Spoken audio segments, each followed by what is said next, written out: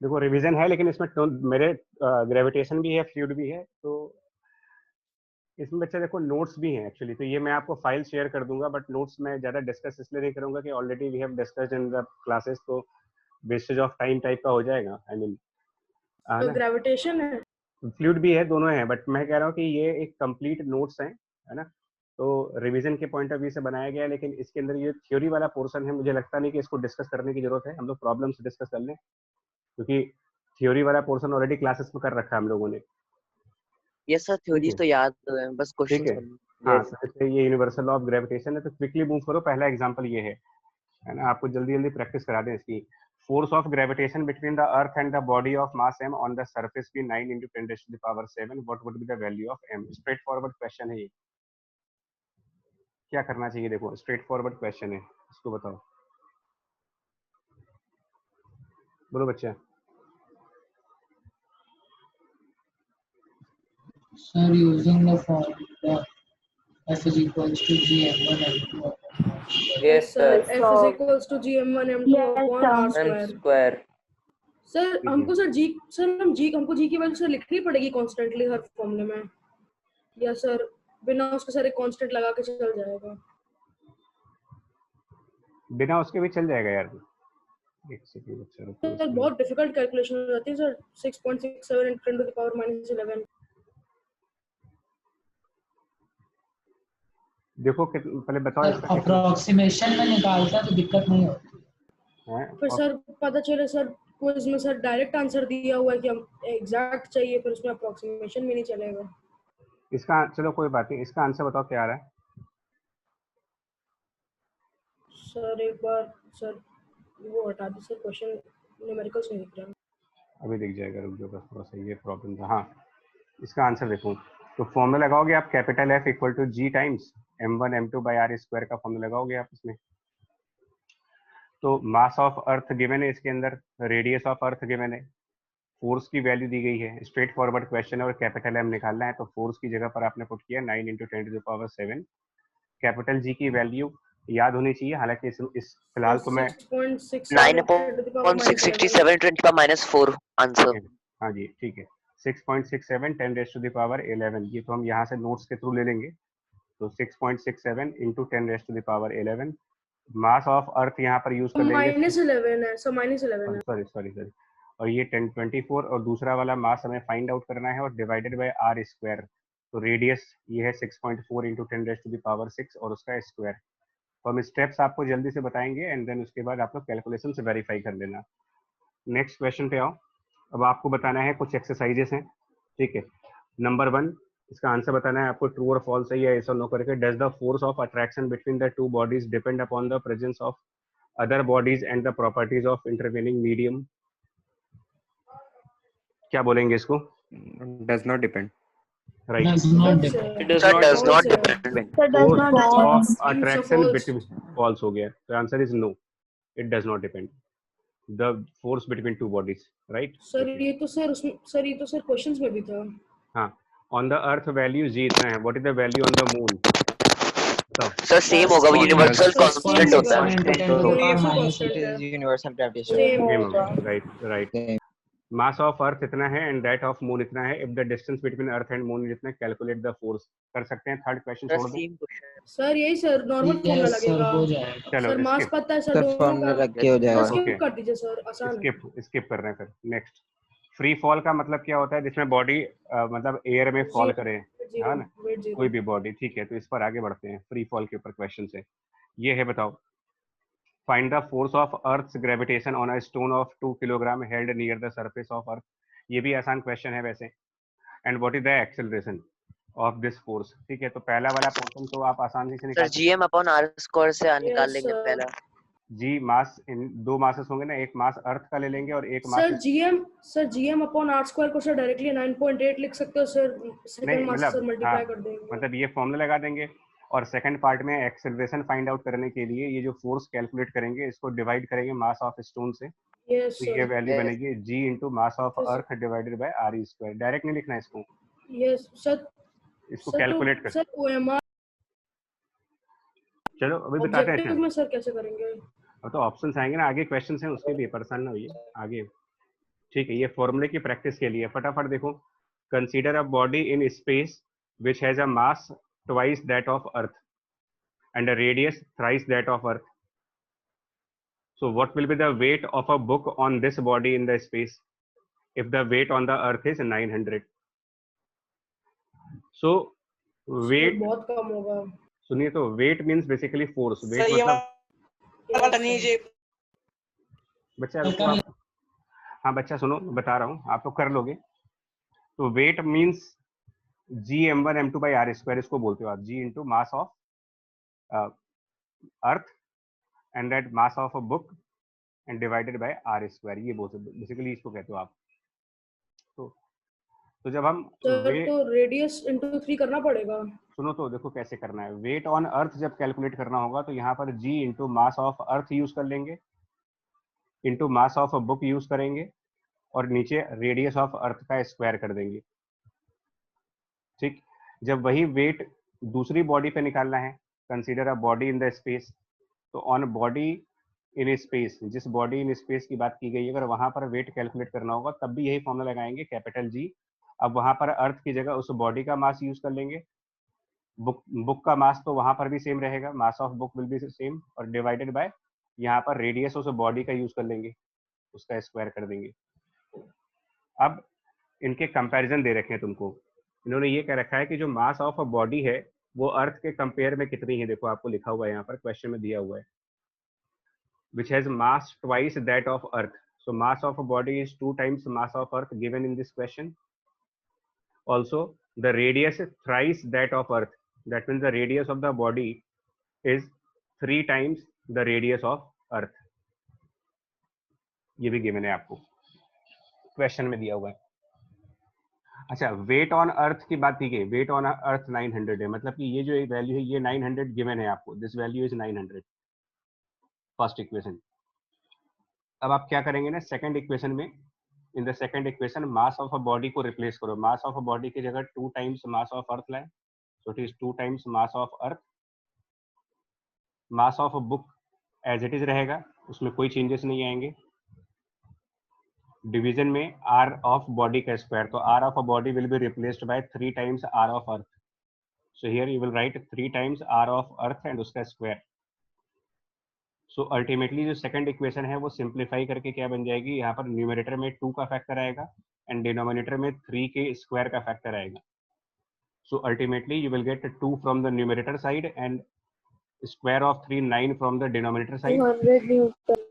and rest all will be basically value of 900, because rest all parameter will be capital G into mass of earth into mass of a book upon radius of earth square.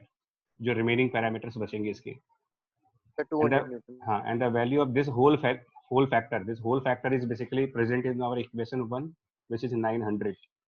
So this is 900. So now this is 2 upon 9 into 900. That means 200 Newton. Clear हुआ ये चीज? Yes, Yes, sir. Yes, sir. Yes, sir. ठीक है. Moving to the next one now. What is the acceleration due to gravity at the surface of? Now we have to calculate value of G on the surface of Mars if diameter is 6760 kilometer and mass 1/10 that of Earth.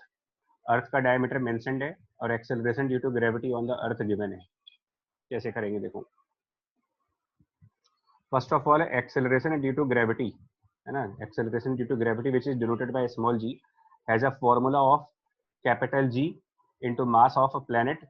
It is defined for any planet divided by the radius of that planet square. For any planet, if you want to find G on any planet, use the same formula. So I will use it for 2 planets, one is Earth and one is Mars. So first of all, I will write G on Earth, which is 9.8. And according to formula, it will be G, capital G, mass of our Earth over radius of Earth square. Then you will write G on another planet, which in this case is Mars, equal to it is not 9.8, equal to capital G mass of that another planet. Mars का मास ले लेंगे divided by radius of that Mars का square. And now we will divide these two equations, first equation and second equation. These two equations will be divided now. So if you divide equation 1 by equation 2, equation 1 divided by equation 2, on the left hand side you will get G on Earth divided by G on Mars on the left side. On the right hand side, when you will divide this, capital G and capital G will be cancelled, and then you will get mass of Earth divided by the mass of Mars times radius of Mars square over radius of Earth square. समझ पा रहे, mathematical part समझ पा रहे इसका क्या कर रहा हूं मैं यहाँ पर? Yes, sir. एंड इसके बाद तो कर सकते हैं बिकॉज सारी वैल्यूज गिवन है इसके अंदर क्वेश्चन में. इसके अंदर अब देखो G ऑन अर्थ गिवन है, गिवन एज 9.8. सो जो वैल्यूज गिवन है उनको सर्किल कर लो. G on earth is given in this question 9.8. Mass of earth is given. Sorry, mass of earth is not given, but it is given that the mass of mass is not given, but the ratio of masses is given. Mars. Earth's mass is 6 into 10 to the power 24. No. So that is not required. Mars. In the first line, they are saying that the Mars has mass 1/10 of that of Earth. So they are saying that mass of Mars is equal to 1/10 it of. would be G on Earth upon G on Mars is equals to 1 Right. upon 10. So this ratio you can obtain that mass of Earth divided by mass of Mars. This ratio is given as 10. Sir, 10. Right? And then radius of Mars and radius of Earth वो दे रखा है आपको, देखो 6760 kilometer for the Mars and 12742 for the Earth. So this radius is given, radius of Earth is given, the ratio of the two masses given, G on Earth is given. So I think we can calculate the value of G on Mars now. बोलो. Yes, sir. Yes, sir. Yes, sir. चलो आगे बढ़ते हैं फिर. What do you mean by free fall? That is a theoretical question. You can answer it. Second part का answer बताओ. If the acceleration due to gravity at the Earth is g and the mass of Earth is 80 times that of Moon and the radius of Earth is 4 times that of Moon, what is the value of g on the surface of Moon? क्या ये similar नहीं पिछले question के? Yes, sir. Yes, sir. ठीक है, आप इससे ध्यान रखना है. It is similar to the previous question where you can again say that g on Earth divided by g on Moon will be mass of Moon divided by mass of Earth square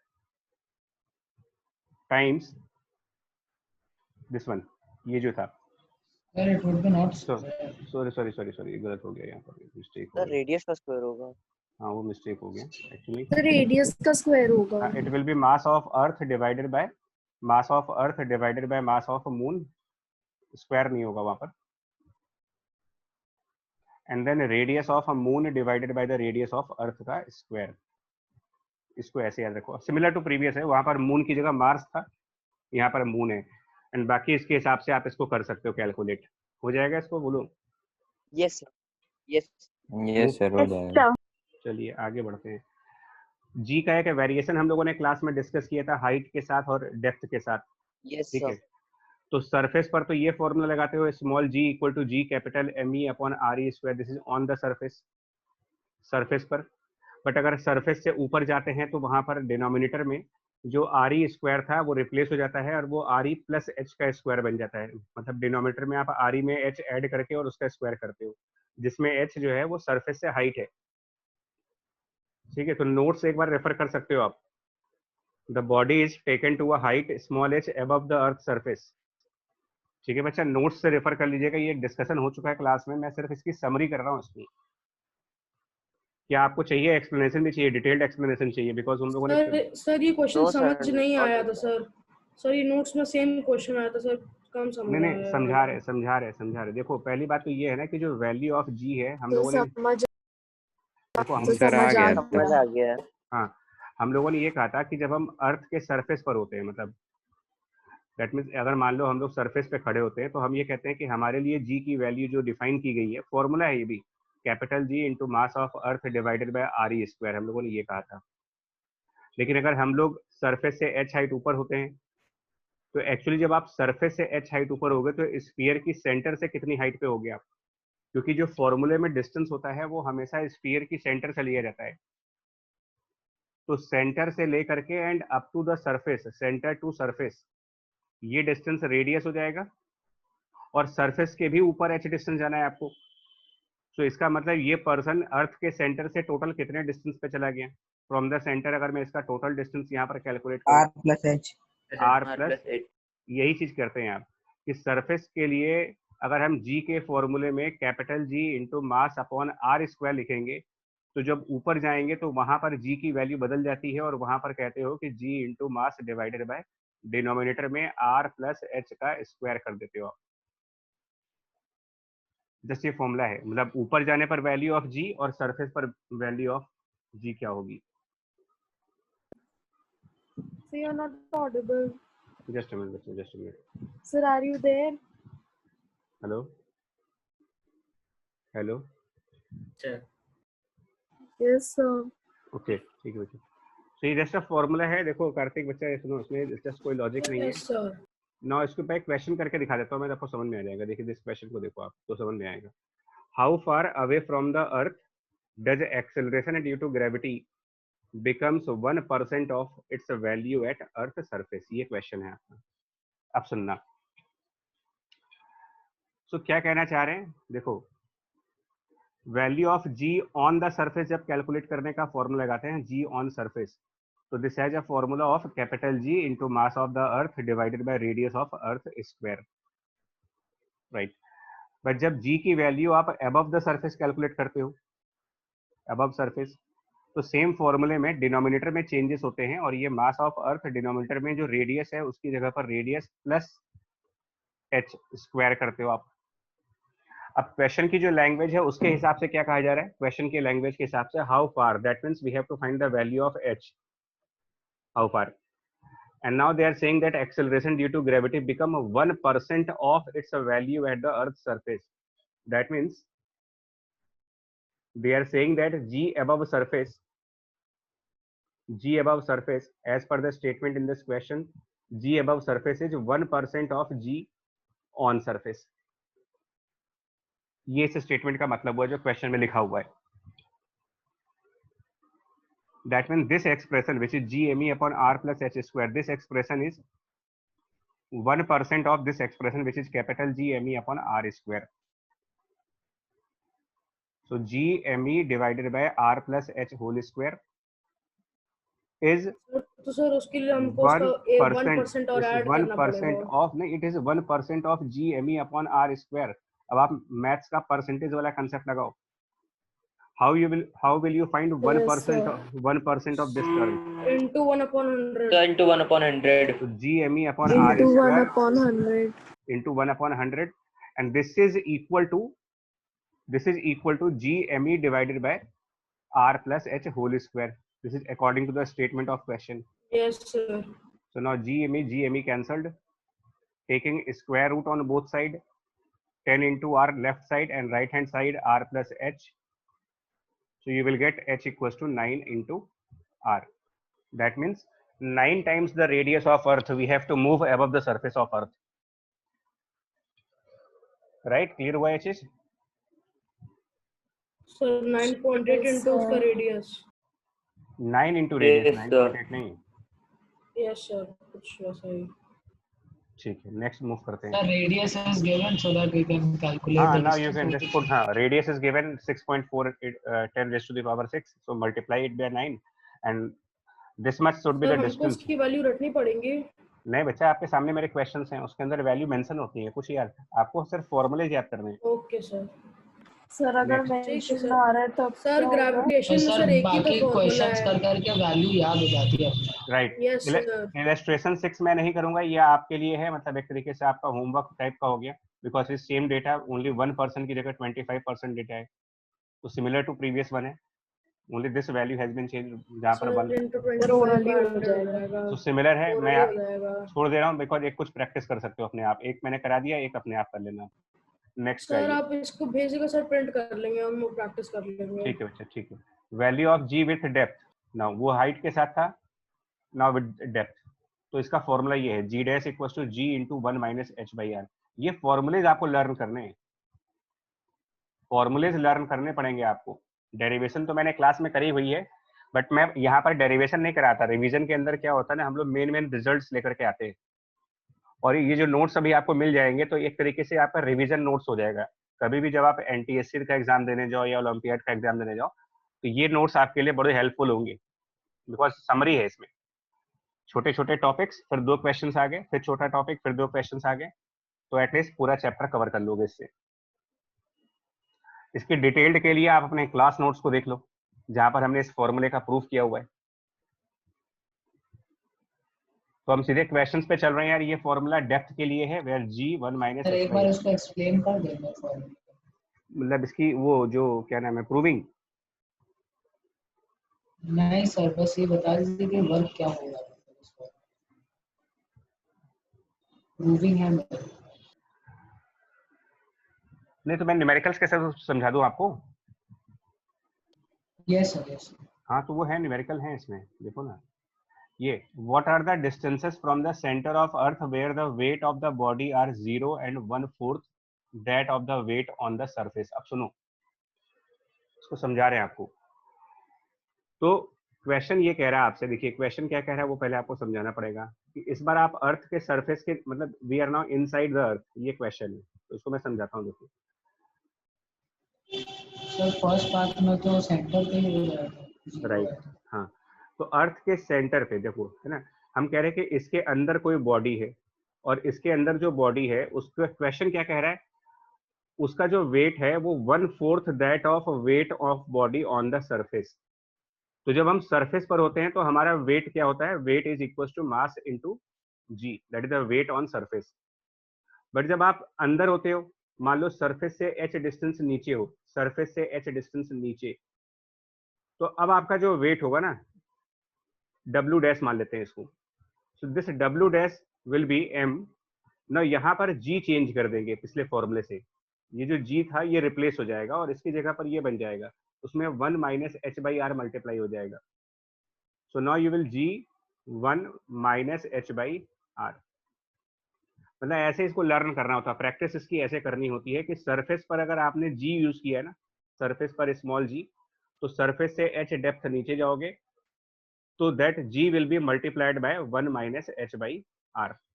यही concept होता है। और ये जो total term आप देख रहे हो ना, g into 1 minus H by R, इसको कहा जाता है कि this is the value of gravity inside अर्थ।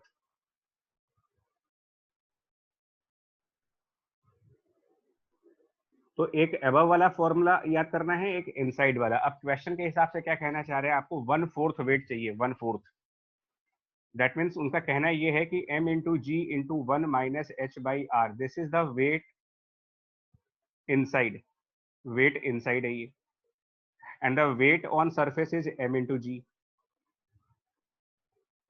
ना क्वेश्चन के हिसाब से क्या कह रहा है कि जो इनसाइड वाला वेट है वो सरफेस वाली वेट का 1/4 टाइम्स है। ये क्वेश्चन कह रहा है आपसे 1/4 that of weight of a body on the surface. ना इसको आप कैलकुलेट करके देख लो h कितना आएगा। यहाँ से h की वैल्यू कुछ कैंसिल करके देखो कितना आएगा उससे। सर mg से कैंसिल हो जाएगा। सर mg कैंसिल हो जाएगा। Sir cancel. यस वो सर। तो ठीक है, बस तो कितना यस आएगा। सर एमजी कैंसिल हो सर जाएगा। वैल्यू नेगेटिव में आएगी। दिमाग खराब है तुम्हारा, वैल्यू नेगेटिव नहीं आएगी। h की वैल्यू बताओ। Sir r is equals to 4r minus h, 4h। तो h कितना आएगा यार, h 3 mg 4r sir 3R। Sir 3r minus 3r/4 3/4 ये आंसर आएगा, h इक्वल टू 3r/4।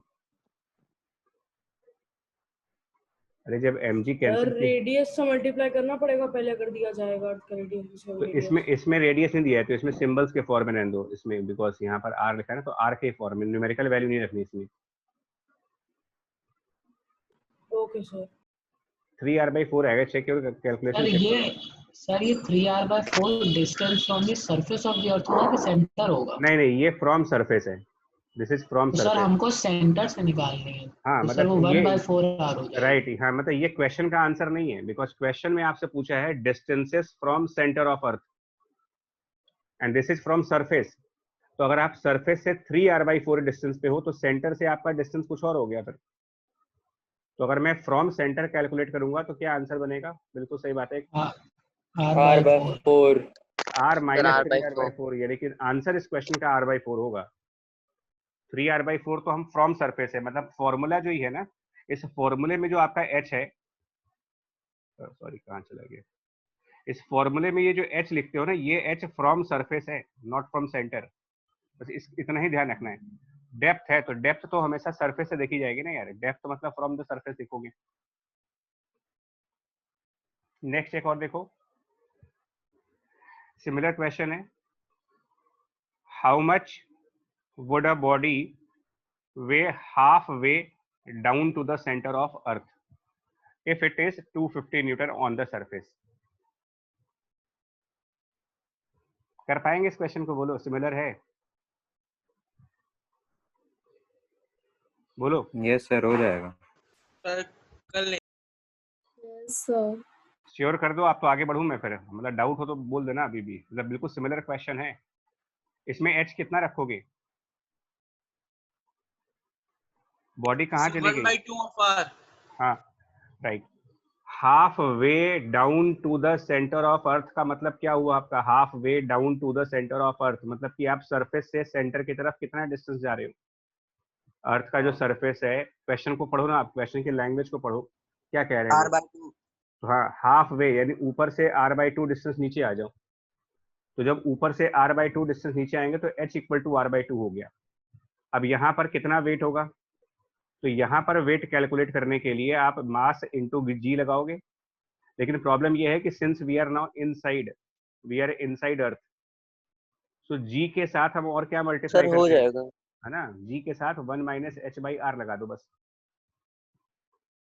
हाँ, जब सरफेस पर होंगे तो सरफेस पर वेट क्या लिखोगे? यहाँ पर अगर वेट निकालना होता सरफेस के ऊपर, तो यहाँ पर वेट आप निकालते W1 मान ले इसको, तो यहाँ पर आप सिर्फ m इंटू जी लिखते हो, सरफेस के लिए only m into g. But अगर सरफेस से नीचे आ गए, इनसाइड में चले गए, तो g के साथ एडिशनल फैक्टर क्या आ रहा है? 1 माइनस h/r। सर 250 न्यूटन में W इक्वल्स टू mg में g 9.8 लिखेंगे कैलकुलेशन में कि 10 लिखेंगे? इसकी जरूरत ही नहीं है, ये जो वेट mg वेट दिया हुआ है। 250 से रिप्लेस कर दे। 250 ये पूरा m दिया ही हुआ सर, mg के जैसा 250 न्यूटन 250 करंट mg है। लिखेंगे। हाँ, तो यहाँ पर Yes, mg को sir. डायरेक्ट 250 कर दो,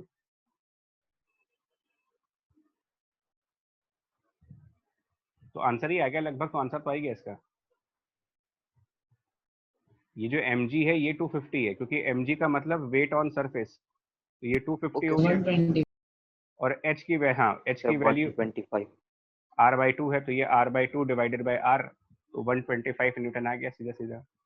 नेक्स्ट देखो, where will the true weight of the body be zero? कहाँ पर? ये वही क्वेश्चन हुआ अभी, बॉडी का वेट कहाँ जीरो होगा?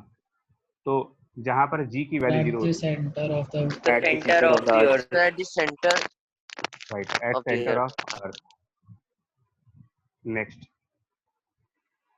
मास और वेट में फर्क है, तो यहाँ पर देखो फिर से समझा, मास ऑफ बॉडी इज जो मैटर है उसके अंदर क्वांटिटी है, तो ये बेसिक डेफिनेशन है। और ये जो mass of body is constant, मतलब mass of body is constant and does not change from place to place, ये तो फैक्ट है। लेकिन वेट आपका, यही तो आप पीछे क्वेश्चन कर रहे थे कि जो वेट है वो अलग अलग जगह पे अलग अलग आता है। क्यों? क्योंकि वेट को डिफाइन किया गया है m इंटू जी, और ये जो g है इसकी वैल्यू बदलती है, इसकी वैल्यू सरफेस पर कुछ और है, ऊपर जाने पर कुछ और हो जाती है। अभी समझ पाए कि नहीं इसको? ये जो वैल्यू ऑफ g है, देखिए मैं यहाँ पर दोनों को फिर से लिख दे रहा हूँ।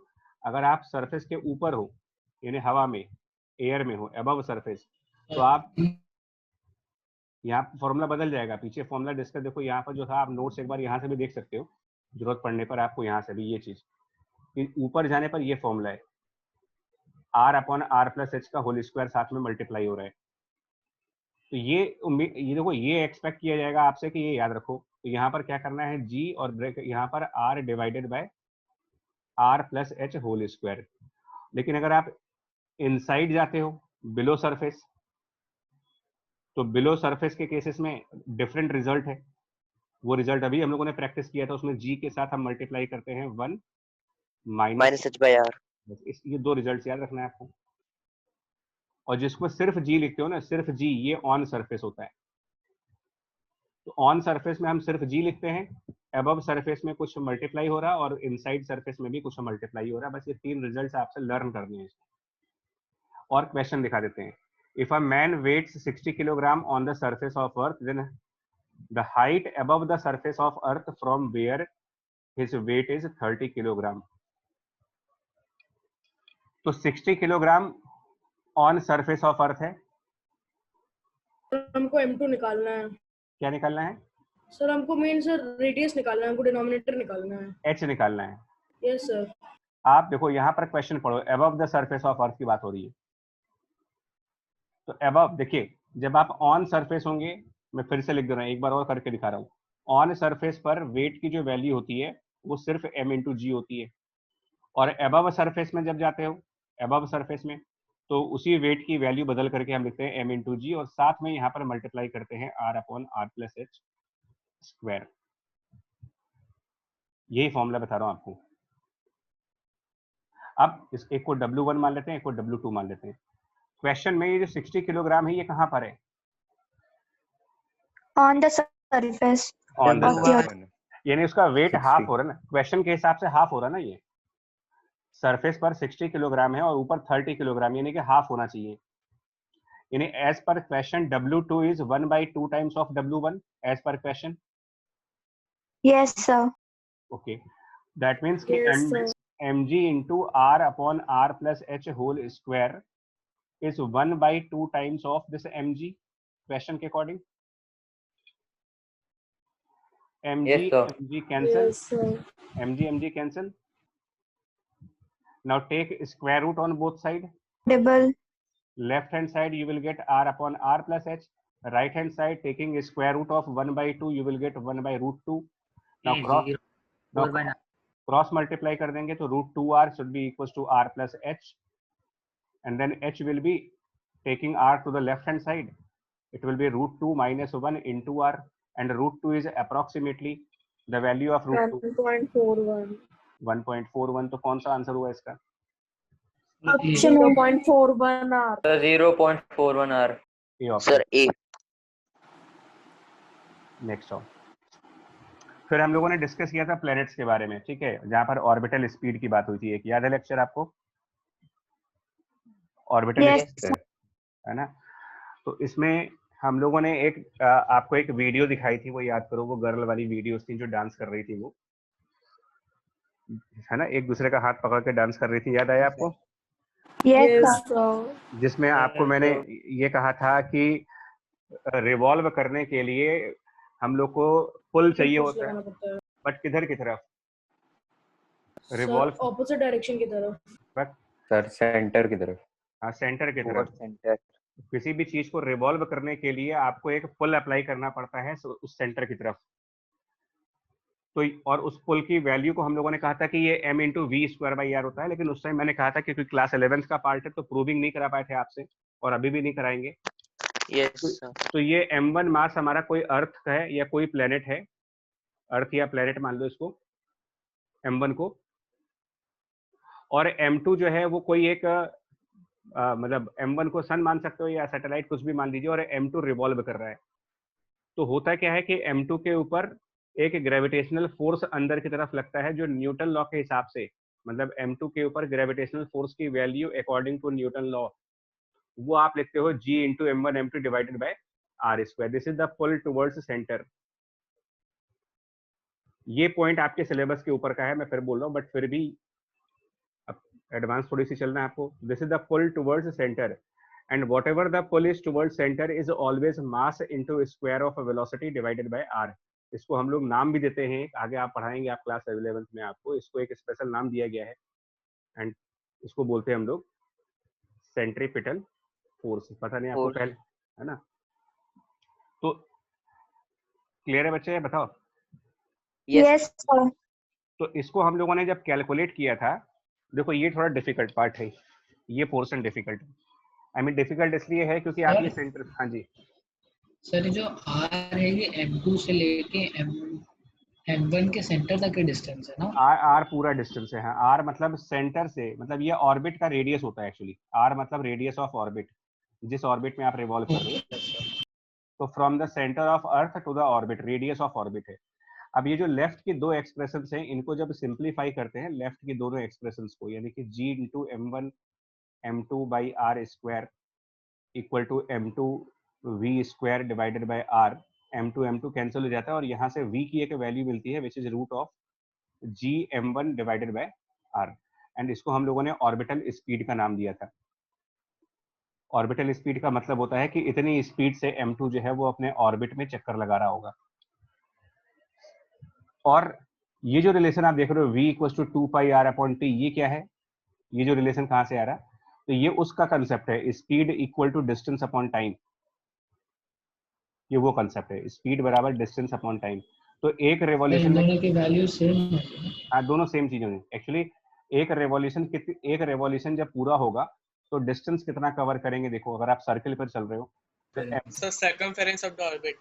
तो circumference of the orbit will be 2πr। The circumference of the orbit divided by time equals to velocity. So this distance will be basically circumference. The distance is nothing but the circumference, and that is why the distance is written as 2πr. And now it is divided by this time, which is t, 2πr by t. So you get speed v. So दो तरीके हुए speed को find out करने के, समझो आप, दो तरीके स्पीड को निकालने के कौन से हैं? एक स्पीड बराबर डिस्टेंस अपॉन टाइम, और एक और तरीका है स्पीड को निकालने का, लेकिन वो तरीका न्यूटन लॉ का पार्ट है कि जो पुल उसकी तरफ लग रहा है, जो ग्रेविटेशन का फोर्स लग रहा है, वो m into v square divided by r के इक्वल होना चाहिए। ये न्यूटन की एक लॉ है जो आप डिस्कस करोगे क्लास 11th में, m into v square by r से। सो दो तरीके से हम स्पीड फाइंड आउट कर रहे हैं। एक तरीका है स्पीड को निकालने का distance upon time, which gives me 2πr upon capital T, value of speed. The second way of finding the speed is that force g m1 m2 by r square should be equal to m into v square by r। और ये दोनों same results होने चाहिए, अलग अलग नहीं हो सकते ये, they are same results. That means you can compare these two, you can compare 2πr divided by t with root of g times capital m1 divided by r, you can compare them.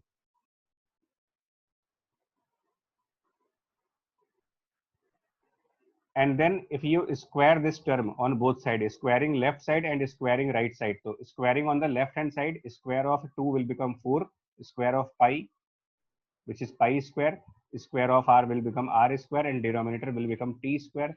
right hand side जब square करेंगे तो ये square root का term चला जाएगा, यहाँ से वो बन जाएगा g m1 divided by r। Further और सिंप्लीफाई करेंगे, क्रॉस मल्टीप्लाई करेंगे इसको, तो ये हम लोग को मिलेगा 4 pi square into r cube, 4 pi square times r cube, and right hand side पर मिलेगा आपको G M one into T square. इस जी एम वन को लेफ्ट साइड पे ट्रांसफर कर देंगे तो हमारे पास रिजल्ट आ जाएगा T square will be equal to 4 pi square divided bye G into M one times r cube. ये मैं फिर मानता हूँ, इस पर मैं एग्री कर सकता हूँ कि ये थोड़ा सा डिफिकल्ट साइड पर चला जाएगा आपके लिए, बट स्टिल चैलेंज तो लेना पड़ेगा आपको। दैट टी स्क्वायर और आर क्यूब में क्वेश्चन पेपर में आ सकते हैं। हाँ, अभी मैं करा रहा हूँ उसके क्वेश्चंस,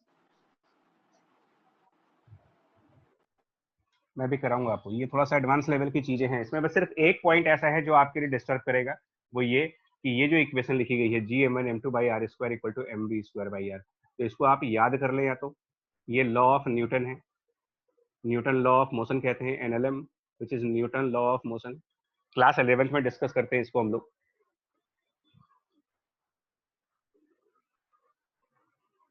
अब इस पे क्वेश्चंस कैसे होंगे देखो। A remote sensing satellite of Earth is revolving in the circular orbit at a height of 400 km. What is the orbital speed? What is the period of revolution? अब कैसे करेंगे देखो, मैं एक बार एग्जांपल करके दिखा देता हूँ तुम्हें। ऑर्बिटल स्पीड, इसके लिए मुझे ये फॉर्मूला लगाना पड़ेगा, ये वाला, v is square root of G M by r. तो v equals to square root of g capital M by r। But ये कैपिटल M किसका मास होगा?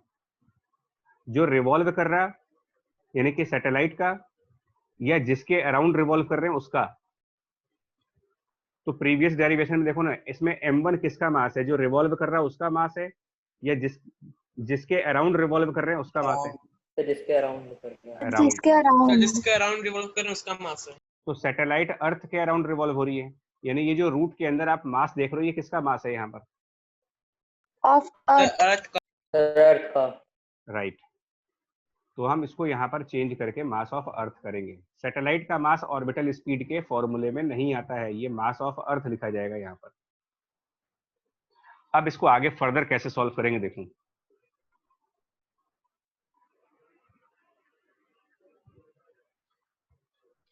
इसको आगे कैसे प्रोसीड करना है वो देखो। ये तो आपका फॉर्मूला हो गया, दैट मीन्स ये तो आपको लर्न करना है, ये याद रखिए, ये टू लर्न है। अब आगे प्रोसीड कैसे करेंगे? एक और फॉर्मूला आपके लिए ये है, that small g is g into mass of earth divided by radius of earth square. ये भी एक फॉर्मूला है कि नहीं, ये बताओ। Yes sir. ये है फॉर्मूला। Yes sir. Yes sir. तो इस फॉर्मूले से g into mass of earth की वैल्यू को लिख सकते हैं small g into r square. इस आर स्क्वायर को मल्टीप्लाई कर देंगे लेफ्ट साइड ले जाकर के, और ये जो g इंटू एम ई हमको मिला, ये हम ले जाकर के ऑर्बिटल स्पीड वाले फॉर्मूले में रख देंगे। सो हमारे पास v का फॉर्मूला आ गया स्क्वायर रूट, जो g into M E numerator में है उसको हम रिप्लेस करेंगे small g into r square से और डिवाइडेड बाय r। अब हमको सारी वैल्यूज पुट करनी है यहाँ पर। वैल्यूज कैसे पुट करनी, देखो v equal to root of small g की value 10 metre per second square, capital R यानी radius of earth 6 into 10 raise to the power 6 metre है, उसका स्क्वायर।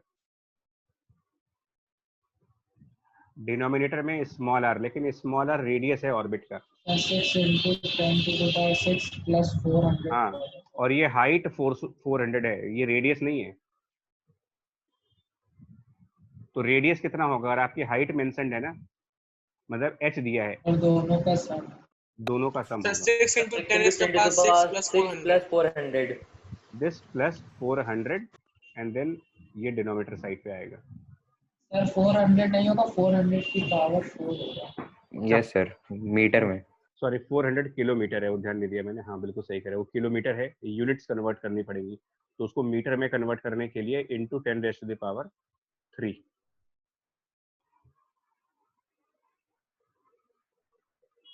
इसकी प्रैक्टिस करना आपको, बिकॉज यही थोड़ा सा एक्स्ट्रा पार्ट है। अब इससे पहले पार्ट का आंसर आएगा, फर्स्ट पार्ट का आंसर। सेकंड पार्ट का आंसर क्या लाओगे देखो, पीरियड ऑफ रिवॉल्यूशन। तो पीरियड ऑफ रिवॉल्यूशन इससे आएगा आपका ये जो कैपिटल टी है, कैपिटल टी। तो v equal to 2 pi small r by capital T. तो v equal to 2 pi small r by capital T, यहाँ से कैपिटल टी उसको पीरियड ऑफ रिवॉल्यूशन कहते हैं। तो capital T equal to 2 pi, again जो small r होगा वो फिर से 6400 नहीं कुछ और 6.5 मतलब ये होगा ना 6 into 10 to the power 6.5 into 10 to the power 6 और प्लस h की वैल्यू, और h की वैल्यू 400 किलोमीटर है। तो 400 into 10 raise to the power 3 total value.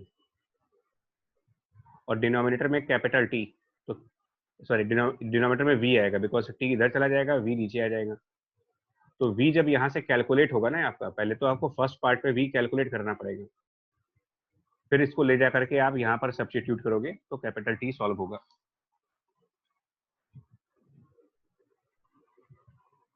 तो ये इसमें थोड़ी सी मेहनत करनी पड़ेगी आपको, एटलीस्ट इनको याद करने के लिए। v equal to 2 pi small r by T और v equal to root of g m by r का, ये दो रिजल्ट्स को याद रखना है।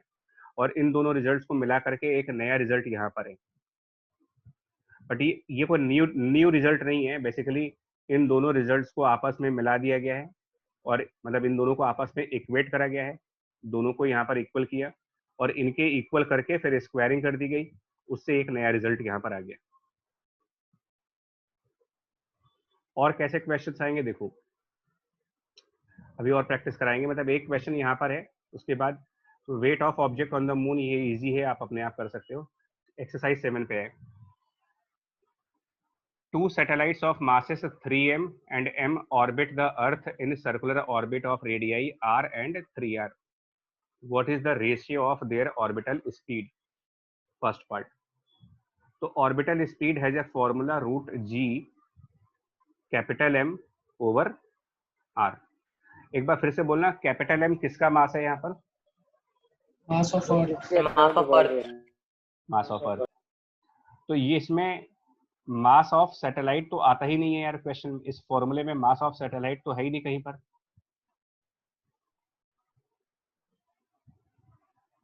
मास ऑफ सैटेलाइट तो इस फॉर्मूले में ही नहीं है ना यार। तो ये 3m और m इनका कोई काम नहीं है, मतलब ये किसी काम के नहीं है, नो यूज। ये बेसिकली आपको कंफ्यूज करने के लिए रखा गया है। काम किस चीज का है? इसका, रेडियस का और इसका, सिर्फ इसका काम है।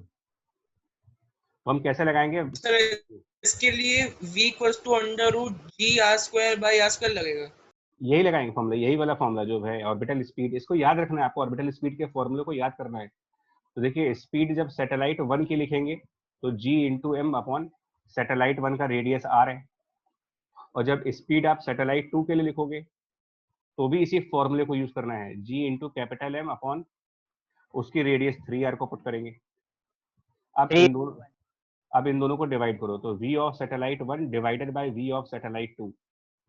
राइट हैंड साइड पर जब डिवीजन करेंगे तो root of g capital M by r division में, और फिर से root of g capital M by 3r, 1:√3 है ना। अब हाँ, तो अगर आप इसको, इसके आगे तो मैथ है, मैथ अगर लगाना जानते हो, v satellite 1 upon v satellite 2, तो ये सब कैंसिल हो गए, gm कैंसिल सर कर रूट जाएगा, 3 आएगा। रूट ऑफ 3 इसका आंसर है।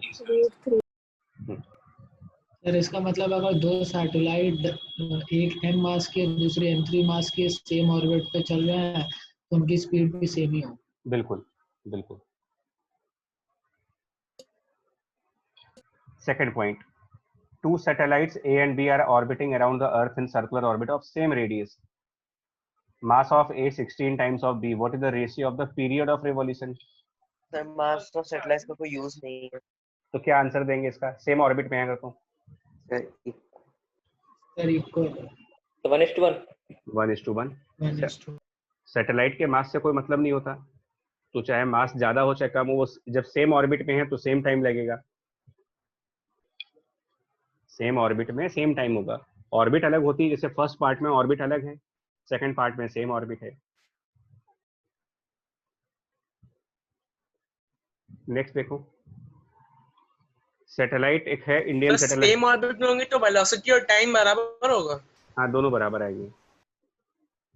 देखिए, ये एक आर्यभट्ट इंडियन सैटेलाइट है, is revolving around the earth at A height of 650 kilometre and completes one revolution in 96 minutes. Find the acceleration of Aryabhat towards the center of Earth. Sir m v square by r लगाएंगे। हाँ जी, बिल्कुल सही है। यहाँ पर आपको वही concept लगाना पड़ेगा कि जो एक्सेलरेशन ऑफ, देखिए एक्सेलरेशन ऑफ एनी ऑब्जेक्ट जो कि ऑर्बिट में हो, बस ध्यान रखना है, एनी ऑब्जेक्ट इन ऑर्बिट, यही न्यूटन कहते हैं कि this is equal to, m नहीं आएगा, एक्सेलरेशन है तो मास नहीं आएगा, तो सिर्फ v स्क्वायर बाई r आएगा, only v square by r। m से मल्टीप्लाई करके वो एक्सेलरेशन नहीं होगा, वो जानते हो क्या बन जाएगा? अगर आप मास और मल्टीप्लाई कर दोगे, फोर्स बन जाएगी वो।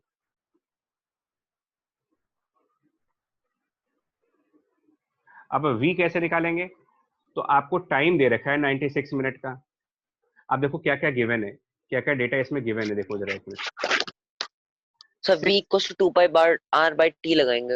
हाँ जी, हाइट 650 किलोमीटर हाइट है, ये रेडियस नहीं है, तो रेडियस हो जाएगा, अर्थ का रेडियस 6400 किलोमीटर है, और उससे उससे ऊपर आप 650 किलोमीटर की हाइट पे जाते कर देंगे तो ये स्मॉलर किलोमीटर में। और क्या गिवन है? और क्या गिवन है? देखो टाइम दे रखा है, 96 मिनट्स है। तो यूनिट्स का भी ध्यान देंगे, यूनिट्स बाद में चेक करेंगे। तो यहाँ पर हम लोगों ने अभी जो फॉर्मूला आपको कहा था कि ये दोनों याद रखने हैं। एक फॉर्मूला ये भी था हमारे पास, v equal to 2πr upon capital T, तो हम इसको यूज करेंगे यहाँ पर। तो हम क्या करेंगे, v equal to 2π small r by capital T. तो कैपिटल R की वैल्यू गिवन है, कैपिटल T की वैल्यू गिवन है, और पाई तो कांस्टेंट वैल्यू है। तो क्या v कैलकुलेट कर सकते हो? हम कैलकुलेट नहीं करेंगे, मतलब Yes, sir. Easily. तो now it can be calculated. So once we can calculate the value of v, then we can find out acceleration v square by r, Yes, sir. because small r तो पहले ही given है। और जब v calculate हो जाएगा तो आप इस v की कैलकुलेटेड वैल्यू को यहाँ पर ले जाकर के रख दो, आ जाएगा फर्स्ट पार्ट का आंसर। Yes, sir. 96 मिनट्स को सेकंड में।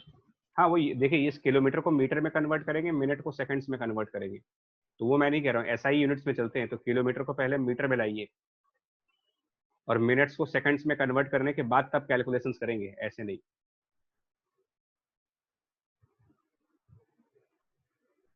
नेक्स्ट देखो, a force acts on the earth revolving in a circular path about the sun, hence work should be done on the earth। क्या कहोगे आप? force acts on earth revolving in a circular path about sun, hence work should be done on earth।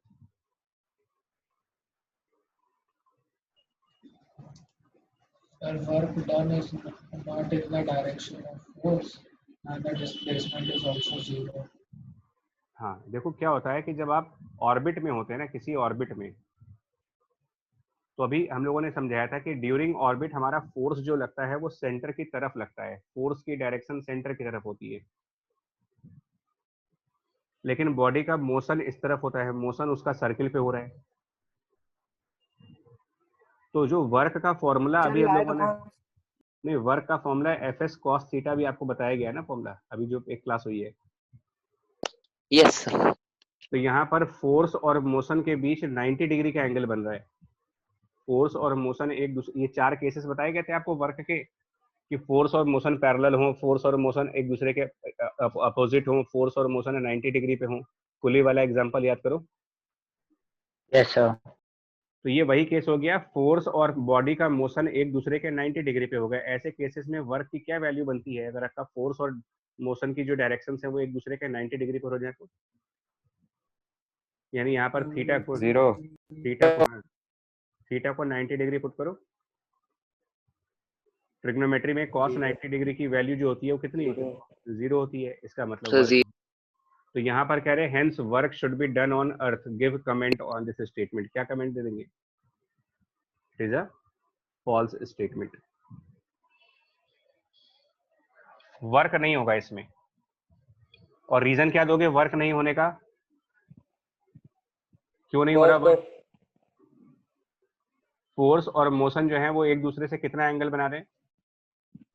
90 degree. 90 degree. Sir 90 degree. हाँ ध्यान रखना। Second part sir इसमें s speed होगा ना? क्या होगा बच्चे? सर ये f s cos थीटा इसमें s स्पीड होगा। हाँ नहीं, ये एस तो वो है ना displacement, sorry.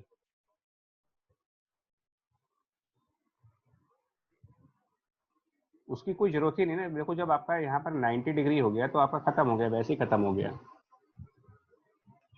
Second part, person standing on a tower throws a stone vertically upward with a velocity and throws another stone downward with the same velocity. Which stone will strike the earth with a larger velocity? Sir first stone. Sir, with the same velocity. Right. The same velocity. कैसे बच्चा explain कर सकते हो कैसे होगा ये?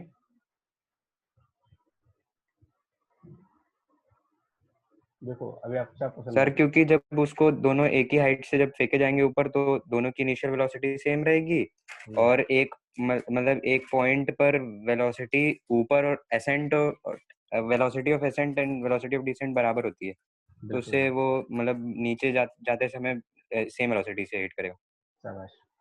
इसमें एक को हम लोगों ने यहाँ u स्पीड से ऊपर फेंका है और दूसरी बॉडी को हम लोगों ने u स्पीड से नीचे फेंका, ये डिफरेंस इनमें।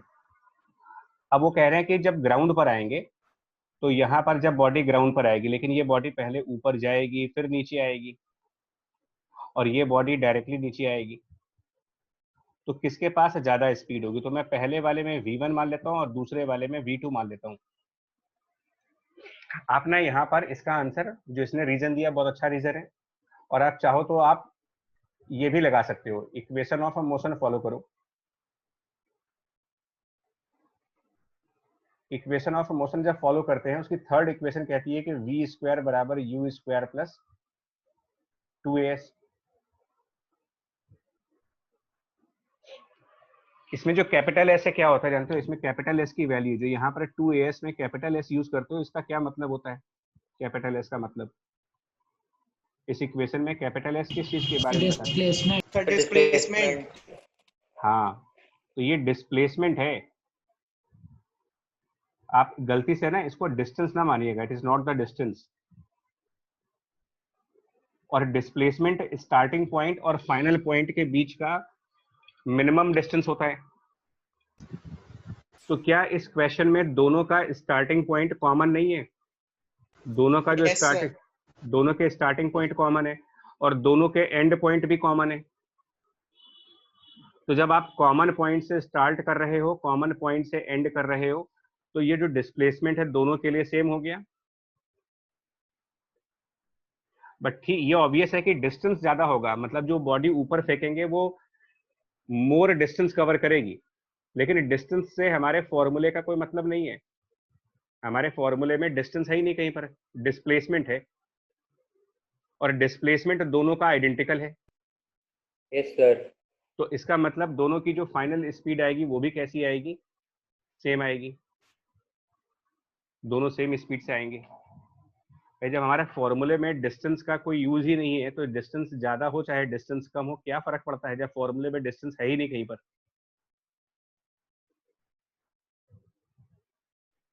बोलो ठीक है।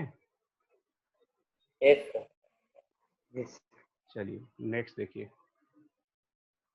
फाइनली यहाँ पर एक केपलर्स लॉ है, ठीक है। ये डिस्कस क्या करा जाता है केपलर लॉ, ये आपके एक्स्ट्रा बता रहा हूँ। केपलर लॉ ये कहते हैं कि जो प्लैनेट्स होते हैं वो सर्कुलर ऑर्बिट्स पर नहीं चलते। सर ये टेस्ट में आएगा? नहीं, केपलर लॉ नहीं देंगे, ये तो वैसे आपको मेरे जब बच गए। एक्चुअली नोट्स बना रहे थे इसलिए हमने बता दिया।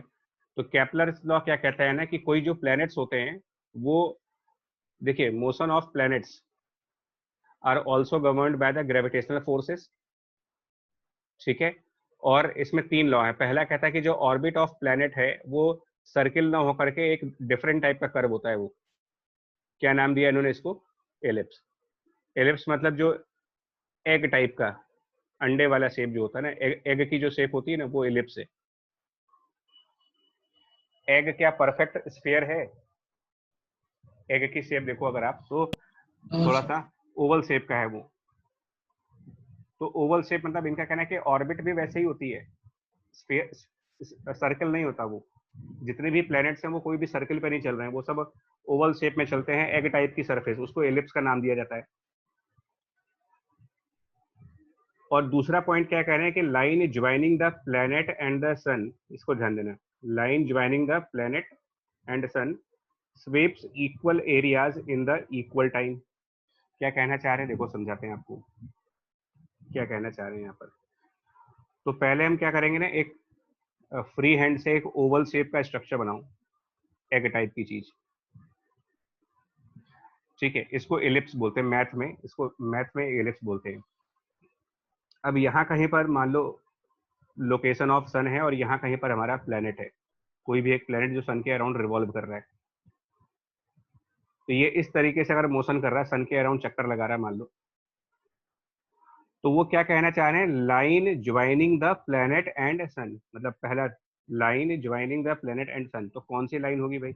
तो एक लाइन बनाएंगे जो सन को प्लेनेट से ज्वाइन करेगी, ये लाइन।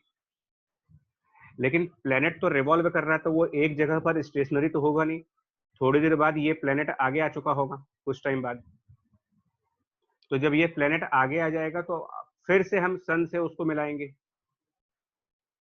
तो प्लेनेट हमारा बार बार लोकेशन चेंज करेगा ना, ऑब्वियसली जब प्लेनेट मूव करेगा तो ये प्लेनेट यहाँ पर है, थोड़ी देर बाद ये यहाँ पर आ जाएगा। तो मान ले कि ये जो पॉइंट है, प्लेनेट जब यहाँ पर है तो ये मान लो आज की तारीख है, आज की तारीख का मतलब हो गया ये 16 अक्टूबर 2020 को यहाँ पर था,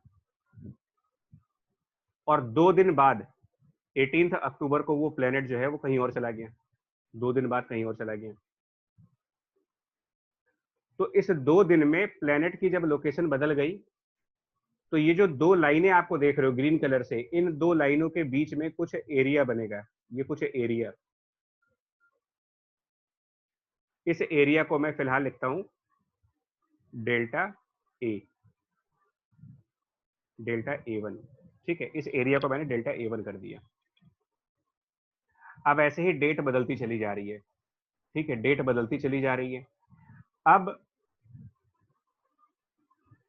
16 नवंबर में आ गए हम लोग, मतलब वो क्या कहना चाह रहे देखो कि 16 नवंबर 2020 को वो प्लेनेट कहीं और पहुंच गया, यहां पर आ गया प्लेनेट, और 18 नवंबर 2020, ये 18 अक्टूबर 2020 चल रहा था और ये नवंबर का मंथ चल रहा भी। तो ऑन 16 नवंबर सन को प्लेनेट से मिलाते हैं, एंड ऑन 18 नवंबर सन को प्लेनेट से मिलाते हैं। सर ये कैसा अजीब सा है सर, एक टाइम पे सर ज्यादा गैप, फिर छोटा गैप, फिर बड़ा गैप। अब यार नेचर है, अब उसका नेचर तो अजीब ही है। इस सर वाले पर उसका कोई लॉजिक नहीं हुआ, कोई सीक्वेंस नहीं है कि इतने डिस्टेंस पे चल रहा है। यार सुनो, अब रुक जाओ एक मिनट। ये एरिया मान लिया डेल्टा 2 हो गया, फिर एक लास्ट केस कंसिडर करेंगे और, ठीक है, फिर ये प्लेनेट चल रहा है। अब कोई 3rd मंथ आ गया मान लो, अब यहाँ पर मान लो 12 फरवरी 2021 आ गई, तो प्लेनेट यहाँ कहीं पर हो गया, चक्कर लगा रहा है उसके चारों तरफ, घूम रहा है उसके, तो डेट बदलती चली गई, ये यहाँ पर आ गया। एंड देन 14 फेब 2021 फिर ये यहाँ पर आ गया। अब इसने जो एरिया कवर किया यहाँ पर, वो कवर किया डेल्टा A3, ये एरिया डेल्टा A3 है। अब एक चीज नोटिस करिए मैंने, जो दो डेट मैं कंसिडर कर रहा हूं उनमें कितना डिफरेंस है? 2 दिन का, 2 दिन का, 2 days. हाँ, लेकिन वो डेट तो अलग अलग है ना, 2 डेज का डिफरेंस है, लेकिन वो डेट्स अलग नहीं, कैलेंडर में तो वो अलग है ना सब। एक अक्टूबर का मंथ है, एक नवंबर का मंथ है, और एक 2021 का ईयर है, तो मार्जिन सेम है, मतलब there is a gap of 2 days but the date is different. Kepler कहते हैं कि this delta A1 will be equal to delta A2 will be equal to delta A3। This is the second law given by the Kepler, that the line joining the planet and the sun sweeps equal areas in equal time interval। हमने time interval कितना लिया है यहाँ पर? 2 days का interval दिखाया आपको। तो 2 days के इंटरवल पर प्लेनेट को आप कहीं पर भी देख लो, वो 2 दिन कोई भी चूज कर लो आप, 2020 के चूज कर लो, 2021 के चूज कर लो, 2022 के चूज कर लो, 2 दिन के अंदर प्लेनेट एक जगह से दूसरी जगह जब जाएगा, तो जो लाइन उसको सन से मिला रही थी वो कितना एरिया कवर करेगा, वो एरिया इक्वल बनेगा। ये सेकंड लॉ दिया गया केपलर की वजह से। लॉ क्लियर हुआ आपको? जो लिखा है इसमें, जो लाइनें लिखी हैं, उसका मतलब समझ पाए अब? Yes sir. Yes sir. हाँ, लेकिन ये बड़ा अजीब सा चीज है, देखो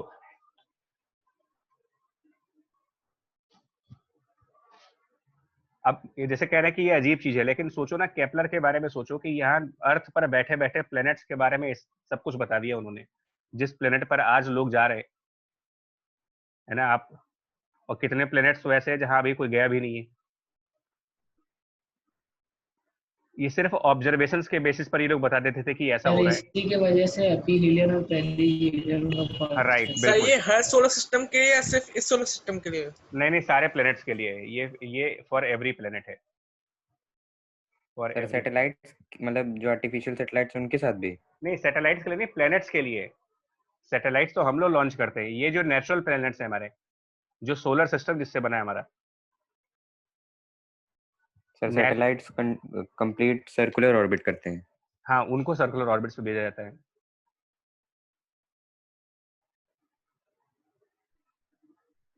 सर एलिप्स के 2 फोकस होते हैं ना? हाँ, 2 फोकस। ये समझ रहे हैं, ये आपके एक्स्ट्रा नॉलेज के लिए है जस्ट। और तीसरा पॉइंट इन्होंने ये कहा है, थर्ड पॉइंट, कि square of time period is proportional to are cube. तो ये तो हम लोगों ने प्रूफ किया है पीछे, यहाँ पर हम लोगों ने इसको प्रूफ किया था। अभी ये देखो आप, टी स्क्वायर और राइट साइड आर क्यूब है, तो T square proportional to are cube, ये केपलर का थर्ड लॉ है। वैदिक का सेकंड लॉ का प्रूफ नहीं आ सकता, सेकंड लॉ ऑब्जर्वेशनल लॉ है। देखो ये ऑब्जर्वेशन, इसका प्रूफ है लेकिन अभी आपके लेवल पर नहीं है। आई मीन मतलब इसका प्रूफ हम दे भी नहीं पाएंगे, बिकॉज वो मैथ जो लगनी है, तो प्रूफ आपको मिलेगा इन 11th क्लास। लेकिन थर्ड वाले का प्रूफ हम लोगों ने भी किया हुआ है, तो ये प्रूफ तो दे चुके हैं आपको कि क्या होगा। और फर्स्ट वाला तो बेसिकली ऑब्जर्वेशन है, it is a non mathematical law. तो नॉन मैथमेटिकल लॉ का प्रूफ नहीं होता कि इलिप्स में चल रहा। अब अगर कोई पूछे क्यों चल रहा, तो इसका कोई आंसर नहीं भाई, नेचर में ऐसा हो रहा। अब नेचर के लिए नेचर को हम कैसे आंसर कर सकते हैं? नेचर से हम लोग आए हैं ना, कि हम लोगों से नेचर थोड़ी निकला है। We are part of nature. तो नेचर में ये सब चीजें हो रही हैं, हमने उसको ऑब्जर्व किया तो पता चला कि यार ये सब तो इलिप्स में चल रहे हैं। तो केपलर ने अपना बहुत रिसर्च किया और ये 3 लॉज उन्होंने बताए।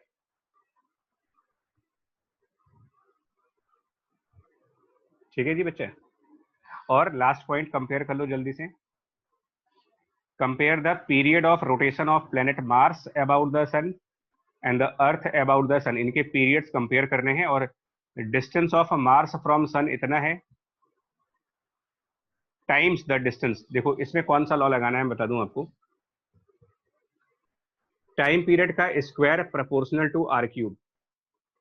तो टाइम पीरियड ऑफ मार्स जब लिखेंगे तो उसका square divided by time period of earth, उसका square, equal to R of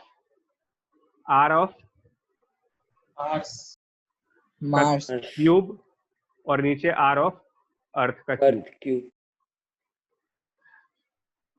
तो हम राइट साइड को ये भी लिख सकते हैं, मतलब T of Mars divided by T of Earth equal to radius of Mars upon radius of earth and whole cube कर सकते हैं इसका। क्या ये रेशियो गिवन है तुम्हें? क्या आपको पता है कि अर्थ सन के अराउंड कितनी देर में चक्कर लगाता है? Time period of Earth around sun के सर टी का होल स्क्वायर भी तो होगा। हाँ सॉरी, इसका स्क्वायर है ये। हाँ, ये बताओ यार, टाइम पीरियड ऑफ अर्थ जो है अराउंड सन कितना होता है? मतलब 365 डेज। 365 days। तो आपको ये 365 डेज। चलो ये पता है। न्यूमरेटर में मार्स वाले को फाइंड आउट करने को दिखा गया, ये क्वेश्चन निकालना है। और ये रेशियो दिया हुआ है, distance of Mars from sun is 1.52 times the distance of Earth. Distance of Mars from sun is 1.52 times the distance of earth from sun. Sir मतलब 1.52 का होल क्यूब। हाँ, मतलब ये जो रेशियो दिया ना आपको, ये रेशियो आपको 1.52 दे रखा है।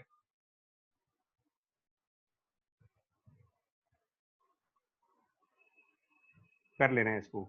और ऐसे ही आगे भी क्वेश्चंस हैं, अब इसको ना आप प्रैक्टिस करोगे सिमिलर, इसी के ऊपर आगे भी क्वेश्चंस हैं, ये भी इसके ऊपर। ये सब टेस्ट में है केपलर्स लॉ के। Yes sir. सर ऐसे क्वेश्चंस क्या टेस्ट में भी आएंगे सर केपलर्स लॉ के?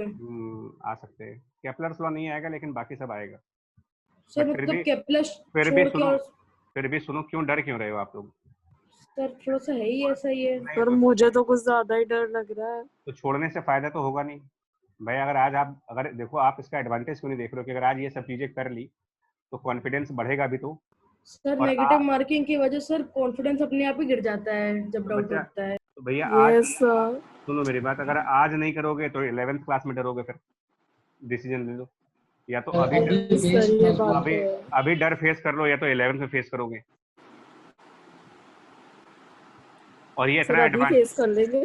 हाँ अभी तो ऐसा कोई तुम्हारा करियर स्टेक पे नहीं लगा ना यार। 11th 12th में तो सर सर पर मार्क्स तो सर सीट एक पे बात लगे हैं। पूछनी है। बच्चा एक सेकंड में थोड़ा सा इसको ना रिकॉर्डिंग स्टॉप कर दूं।